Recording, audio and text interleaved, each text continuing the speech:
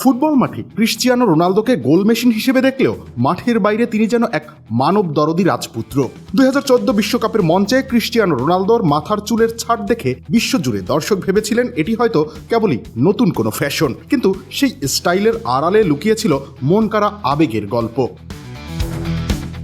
2014 সালের বিশ্বকাপের সময় রোনালদোর মাথার পাশে আঁকাবাঁকা একটা রেখার মতো নকশা দেখা যেত।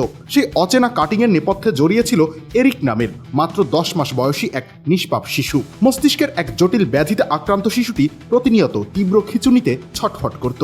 জীবন মৃত্যুর দুয়ারে দাঁড়িয়ে থাকা সেই ছোট্ট এরিকের জটিল অস্ত্রোপচারের জন্য তখন প্রয়োজন ছিল এক বিশাল অঙ্কের অর্থ।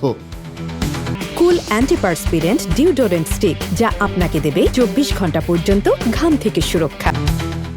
সহায় সম্বলহীন পরিবারটি উপায় না পেয়ে CR7-এর কাছে শুধু একটা স্বাক্ষর করা জার্সি আর বুট চেয়েছিলেন। তাদের স্বপ্ন ছিল পর্তুগিজ তারকা সেই অমূল্য স্মারক নিলামে বিক্রি করে চিকিৎসার টাকা জোগাড় করবেন, কিন্তু তারা জানতেন না রোনালদোর বুকের ভেতর লুকিয়ে থাকা এক অন্যরকম কোমল হৃদয়ের কথা।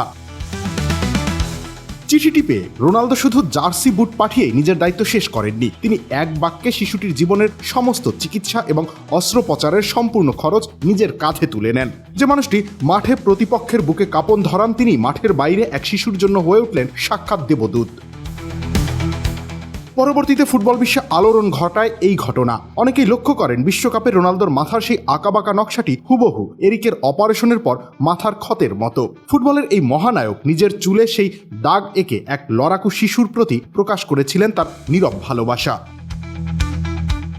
যদিও নিজের এই মহানুভবতা নিয়ে রোনালদো কখনো প্রকাশ্যে কোনো আত্মপ্রচার করেননি, তবে এরিকের জীবন বাঁচানোর এই গল্পটি ফুটবলে ছড়িয়েছে মানবতার এক শ্রেষ্ঠ দলিল হিসেবে। দারুণ সব গোল করে দর্শকদের মন ভরিয়েই রোনালদো থেমে যান না, বরং এক মানবপ্রেমী ঘটনার গল্পের জন্ম দিয়ে তার প্রতি মুগ্ধতা আরও বাড়িয়ে দেন। রবিউল ইসলাম রনি, খেলা ৭১।